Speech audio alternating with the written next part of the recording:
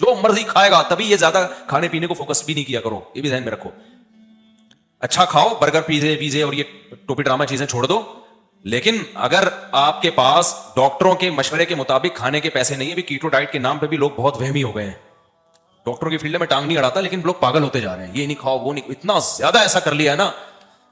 اللہ نے ہماری باڈی کو ایسا بنایا میرے بھائی کہ اس کو ابھی تک پوری طور پہ سمجھا گیا ہی نہیں ہے. مجھے یاد ہے بچپن میں ایک ڈاکٹر کا مضمون پڑھا تھا بڑا زبردست. اس نے کہا بھائی میرے پاس تو میں غریب آدمی, گوشت کے پیسے نہیں ہوتے, نام کھانے کے پیسے نہیں ہوتے. اور ڈاکٹر نے بڑا اچھا مشورہ دیا, اور وٹامن سی کے لیے کینو مالٹے میں نہیں کھا سکتا. اس نے کہا شیر صرف گوشت کھاتا ہے, وٹامن سی بھی پورا ہوتا ہے اس کا, ٹھیک ہے نا. حالانکہ گوشت میں وٹامن سی ہوتا ہے کیا؟ کبھی دیکھا سیب میں امیون سسٹم کمزور ہوا ہوا ہے, زکام کھانسی ہو رہی ہے, تو وہ سنترے کا جوس بنا کے پی رہا ہے. وہ صحرائی لوگ صرف ستو پہ گزارا کر لیتے ہیں. جو غریب علاقے ہیں نا, آپ افریقہ میں جائیں اور یہ صحراؤں میں ستو, گندم کا ستو, اسی ستو سے سب کچھ مل رہا ہے بھائی. ان کو نہ وٹامن سی کی کمی ہو رہی, 90 سال کی عمریں ہو رہی ہیں ان کی. تو میڈیکل سائنس حرف آخر نہیں ہے. وہ ڈاکٹر جو ایکسپرٹ ڈاکٹر ہے وہ بھی مانتے ہیں, ہاں جب اللہ نے آپ کے پاس وسائل دیے ہیں تو پھر آپ سب کچھ کھائیں, لیکن نئی وسائل دیے ہیں تو ٹینشن لینے کا نہیں. اسی روٹی سے ساری ضرورتیں اللہ پوری کرے گا. ایک ڈاکٹر نے مجھے بتایا, بہت ایکسپرٹ ڈاکٹر ہے, انہوں نے کہا کہ ٹیسٹوں پہ زیادہ نہ بھروسہ کیا کرو, یہ والی کمی آ گئی تو آدمی ٹینشن میں جا رہا ہے. دیکھو کچھ ہو تو نہیں رہا نا, ٹھیک ہے نا. جیسے وٹامن سی کی کمی آ گئی ٹیسٹ میں, لیکن آپ کو کچھ بھی نہیں ہو رہا, نہ نزلہ ہو رہا ہے, نہ کھانسی ہو رہی ہے, نہ کوئی بیماری ہو, تو سیٹ ہے یار, ہونا ایسی کی تیسی. ٹیسٹ کو اٹھا کے کیا کرو, بکری کو کھلا. مجھے اسپائلوریا کا مسئلہ تھا میرے ساتھ نا, ہے ابھی بھی, تو مجھے کچھ ہو نہیں رہا تھا پیٹ میں. مجھے ایک دو ڈاکٹروں نے بتایا اسپائلوریا بہت خطرناک, اور یہ کینسر, اور ایسا بنا دیا. میں گئے کام سے بھائی, اب تو گئے بھائی, مرے بھائی, اب تو کینسر ہونے والا ہے. تو ڈاکٹر نے بلڈ ٹیسٹ کروایا. انہوں نے کہا, پھر ایک ڈاکٹر نے کہا بلڈ سے نہیں پتا چلتا بھائی, اسٹول ٹیسٹ ہوگا, خان کی لیب میں کرواؤ. وہ زبردست, یہ اسپائل. پھر میں نے ویڈیوز دیکھی انٹرنیٹ پر, وہ اسپائلوریا ایسا جرسی میں جو ہے نا, اسپائلورائے اصل جو اس کا لفظ ہے نا.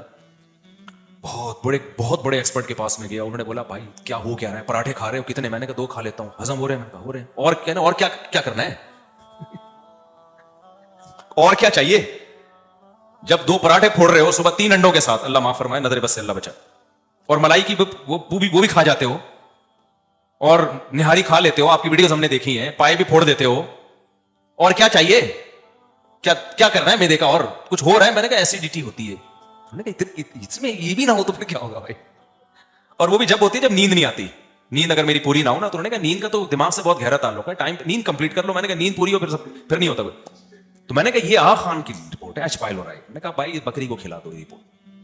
کیا کرو, یہ ڈاکٹر کی بات کر رہا ہوں, ڈاکٹر خود الجھے, مجھے کوئی ملامت نہ کرے کہ ڈاکٹر کوئی کہے کہ نہیں اسپائلورائے کو ہلکا لے رہا ہے. بھائی مجھے وہ ڈاکٹر نہیں بتایا کوئی. انہوں نے کہا ٹینشن لینے کا, یہ سب کا ایسا آئے گا, یہی آئے گا. ہو نہیں رہا تو کیا ضرورت ہے یار رپورٹیں لینے کی.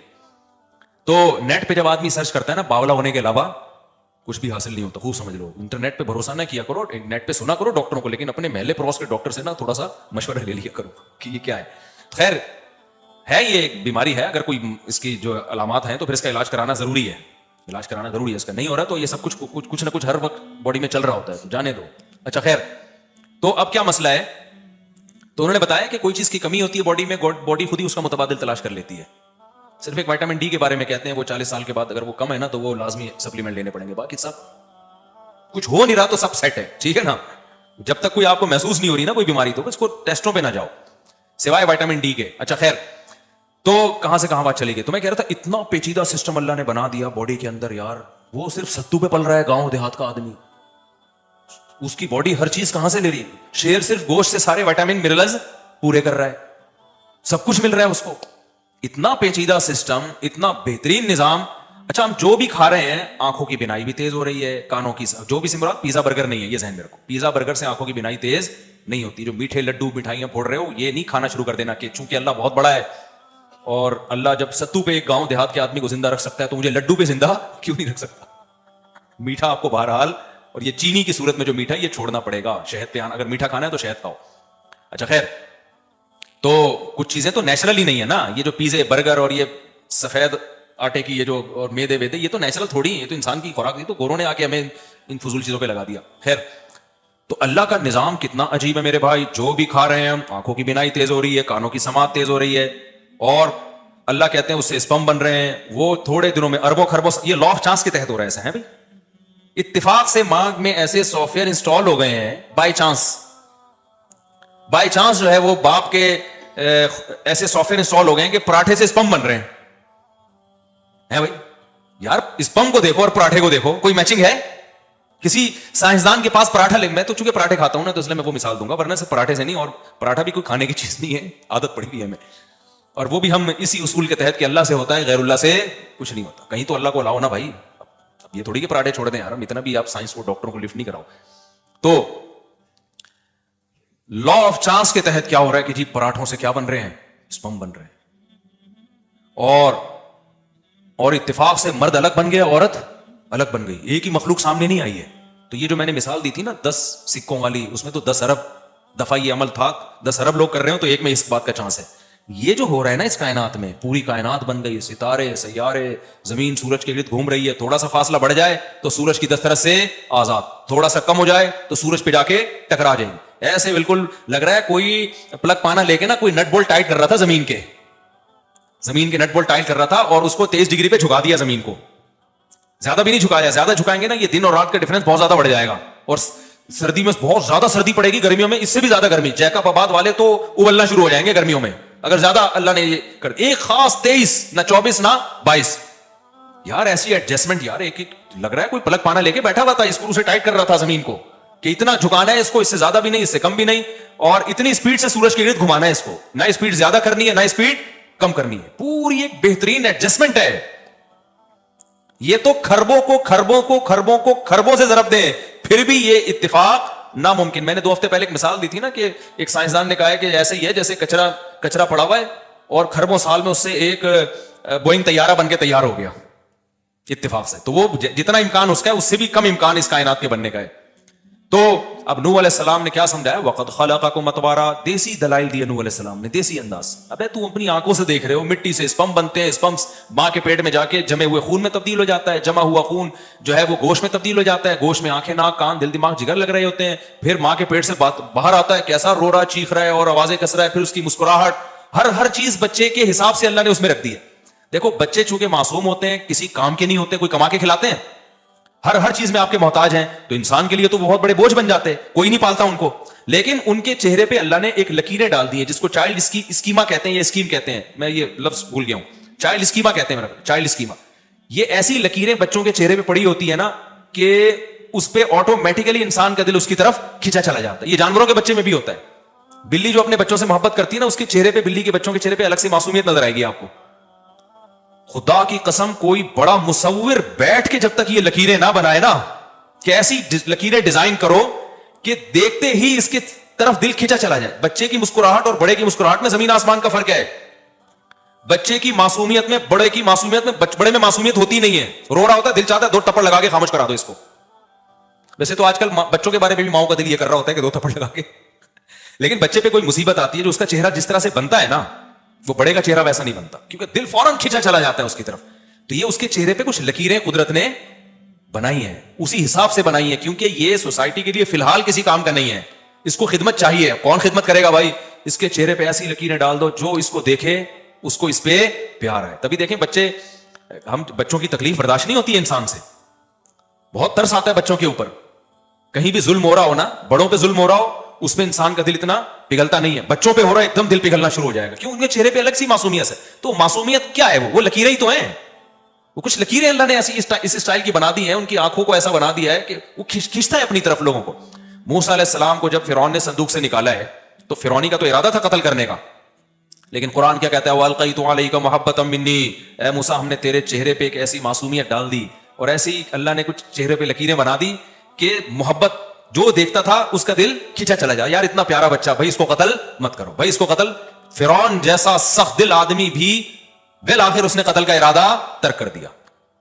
تبھی تو کہتے ہیں جو بچوں کے قاتل ہوتے ہیں بڑے ظالم ہوتے ہیں, اس لیے کہ یار ان کو دیکھ کے پیار کرنے کا دل چاہتا ہے بچوں کا. اس لیے مجھے وہ بہت ہی کوئی بے شرم لگتا ہے جو بچوں پہ زیادتی ظلم کرتا ہے, بچوں پہ مارتا پیٹتا ہے ان کو. وہ گدھے ہونے کی علامت ہے. چھوٹے بچوں کو مائیں بھی بہت جنگلیوں کی طرح بعض دفعہ کوٹ رہی ہوتی ہیں. غصہ شوہر پہ نکالنا ہے, نکال کس پہ رہی ہے؟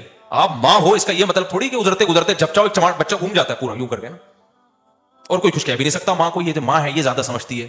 ابے ماں ہے تو خدا تھوڑی ہے, اللہ بھی ایسا نہیں کرتا یار. تو یہ جو مائیں بچوں کو دن رات پکڑ کے بلا وجہ کوٹ رہی ہوتی ہیں, یہ کوئی یہ نہیں ہے کہ ماں ہے تو جو چاہے کر لے. نہ باپ کو اجازت ہے نہ दोनों एक दूसरे को कूटो, पता चले यार तुम उस मासूम को कूट रहे हो पकड़ के जो बेचारा कुछ, माएं कहती हैं हम फिर प्यार भी तो कर लेते हैं ना, बच्चे के पास आपके अलावा कोई ऑप्शन है नहीं, इसलिए वो बेचारा आपके पास दोबारा आ जाता है। हम मानते हैं मां जैसी मोहब्बत कोई नहीं करता बच्चे से, लेकिन ये मतलब हरगिज नहीं है कि आप अपना गुस्सा बच्चों पे बार बात पे निकालो, कूटती रहो, चीखती रहो, चिल्लाती रहो। थोड़ा बर्दाश्त करना सीखो, ये नेचुरल है भाई। अल्लाह, कल आपकी मां ने आपको पाला था तो आज आप पालें, कोई मसला नहीं, थोड़ा सा बर्दाश्त कर लें, ठीक हो जाएगा। हाँ, कभी कभार ठीक है। तो वजह उसकी ये कि बच्चों पे अल्लाह ने एक खास मासूमियत डाली हुई है। तभी हमारे नबी सल्लल्लाहु अलैहि वसल्लम से कहीं भी साबित नहीं है किसी बच्चे को आपने मारा हो, डांटना तक साबित नहीं है। अनस इब्न मालिक 10 साल के थे जब उनकी वालिदा ने आपको खिदमत के लिए आपके पास पेश किया। 10 साल नबी की खिदमत की। फरमाते मैं बच्चा था, एक दफा भी नबी ने किसी काम पे मारना तो दूर की बात, कोई काम मेरे जिम्मे लगाया हो और मैंने नहीं किया तो नबी ने ये नहीं कहा क्यों नहीं किया, कोई बात नहीं, बच्चा है भाई, कोई बच्चे का कुछ काम कर लेते हैं, कुछ काम नहीं करते। और एक दफा भी ऐसा नहीं है कि नबी ने काम का कहा ना हो और मैंने कर लिया हो तो मुझे ये कहो कि क्यों किया। एक दफा अनस बिन मालिक फरमाते हैं, बुखारी की हदीस है, मुझे नबी सल्लल्लाहु अलैहि वसल्लम ने कहीं भेजा किसी काम के लिए, छोटे बच्चे थे। कहते हैं मैं गया तो बाहर गली में बच्चे खेल रहे थे, मैं बच्चों के साथ खेलने लगा। नबी सल्लल्लाहु अलैहि वसल्लम बैठे हुए हैं कि भाई काम के लिए भेजा मैंने, कितनी इंसान को इंतजार की कोफ्त कितनी, ऐसा ही है जैसे एक दफा मेरे यहाँ मेहमान आए हुए थे तो मैंने खाना मंगवाया, रोटी मंगवाई, मैं घंटा बैठा हूँ, रोटी नहीं आके दे रही भाई, तंदूर दूर है तो बाइक पे बंदा जाता है 2 मिनट में ले आता है, कितनी वो है मेहमान बैठे हैं। तो बंदा आया कहने लगा, मैंने कहा भाई घंटों में क्यों आ रहे हो, कह रहे मैं पैदल गया था लेने के लिए, कि बाइक मिल नहीं रही थी। अबे जब तुम पैदल जा रहे हो बता के तो जाओ यार, 1 घंटा लगेगा पैदल आने जाने में। खैर रिपोर्ट्स हैं रिपोर्ट्स, तो गुस्सा आता है ना इंसान को। तो नबी सल्लल्लाहु अलैहि वसल्लम की जिंदगी भी मसरूफ थी, आप बैठे हुए अनस इब्न मालिक शॉर्ट, मार्केट से शॉर्ट, हमारे नबी सल्लल्लाहु अलैहि वसल्लम तलाश में निकले, गए तो देखा खेल रहे हैं। अनस इब्न मालिक फरमाते हैं मेरे नबी सल्लल्लाहु अलैहि वसल्लम मेरे पीछे आके खड़े हो गए, जब मैंने देखा ना पीछे मुड़ के तो आप सल्लल्लाहु अलैहि वसल्लम खड़े हुए मुस्कुरा रहे हैं, कुछ भी नहीं कहा, मुस्कुरा रहे हैं, क्योंकि हजरत अनस को थोड़ी शर्मिंदगी हो गई ना कि भाई मुझे काम से भेजा, कुछ भी नहीं कहा। तो कैसे अखलाक सिखाएं यार, और घरों में क्या हो रहा है। एक बच्चे के हाथ से मुझे याद है एक पुराना वाकया, एक कप टूट गया, 9 या 8-9 साल का बच्चा था, कहीं जा रहा था, वो घरों में होता है ना चाय लेके आ रहे हैं या कोई अब्बा ने पानी मंगवाया वो ला रहा है, वो गिलास टूट गया। अब मैंने देखा एक ने आके ताना दिया, हाथ ऐसे हो, ये हमेशा यही करते हैं, ये हमेशा यूं ही करता है, इतना उसको टॉर्चर कर रहे हैं यार। तो मुझे अंदाजा हुआ कि ये क्या बच्चों की तरबियत करेंगे। गिलास जानकर थोड़ी तोड़ा है, किसी से भी टूट सकता है, लॉ ऑफ चांस के तहत यहां लगाओ लॉ ऑफ चांस, जिधर लगाना है वहां लगा नहीं रहे, जहां नहीं लगाना वहां क्या कर रहे हैं, कह रहे हम इत्तेफाक से वजूद में आ गए। अबे जब तुम इत्तेफाक से वजूद में आ सकते हो तो इत्तेफाक से गिलास क्यों नहीं टूट सकता मेरे भाई, क्या ख्याल है।